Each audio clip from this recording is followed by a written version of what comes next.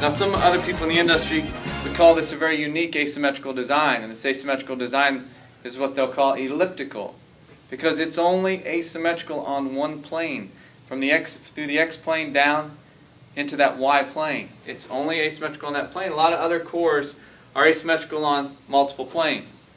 So this is a very unique, and we saw the success of this right away with the original cell. So the original cell, and from the progression to the original cell, we went to the pearl cell. Now the pearl cell, once again, we saw from the original solid, very, very strong in the oil, very smooth off the transition, very continuous. The cell pearl gave us a little bit more through the front and a little sharper off the spot. In the last one of the original design, we brought the rogue cell to you, a hybrid, but we brought out a new cover stock. We went to the Cytoplasmic XL. We did it in a hybrid first, because we felt we had we wanted to keep the cell in the line at a solid. We had a pearl, we wanted to give you something in between that gave you kind of the best of both worlds with a solid and also a pearl. More solid than pearl, so we still give us a little bit more traction. Now, the successes of the cell in 2008, in that spring, we were fortunate enough to sign Mr. Wes Malott.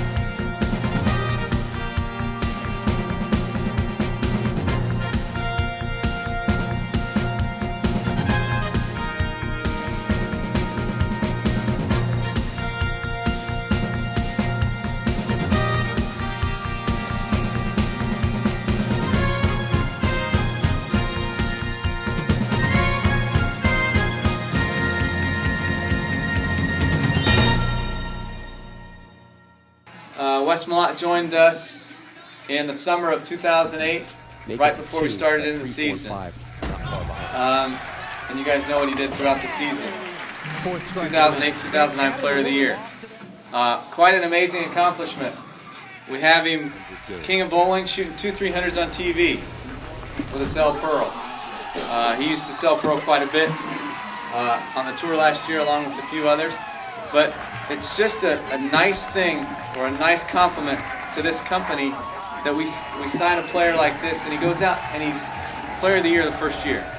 And his comment to me was that, at first he was a little leery because he didn't have a big product line to choose from.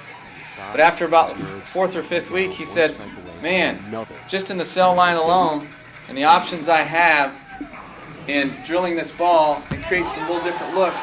This ball's so predictable for me, I had a lot of success with it. And then, come to the end of the year, look what happens. It becomes Player of the Year, has a great finish to the season, king of bowling, shooting 2 300s on TV. And this is just a testament to his hard work and dedication, and also having some good equipment out there to benefit from. It's kind of the capping off of such a great season. He had such a great season. It was a tough battle there at the end. Barnes made a good run at him there at the end. Duke, all of them. It's a testament to how tough it is being out there. Jeff being out there, he knows that week in and week out, there's a lot of talent out there, and it's a tough go. So what he did this year was pretty amazing. We had a great success on all 3 of those balls we introduced: the cell pearl, and the rogue cell. But we all know that as you release a product line and as it starts to mature, it matures to a point, and then it starts to decline. So we constantly ask the salesmen, the pro staffers, for feedback on what do you feel the next step or the next thing we needed out of the cell line or out of the Rotogrip line itself. And the biggest comment that everybody said is don't change too much the way that ball reads the lane, because it's so predictable, so readable. But yet what we'd like to see is a little bit more motion downlane. Because the tendency of the cell series was it would read the lane and be very continuous motion all the way through the lane. But sometimes people wanted that little bit more change of direction down the lane. But they still wanted predictability.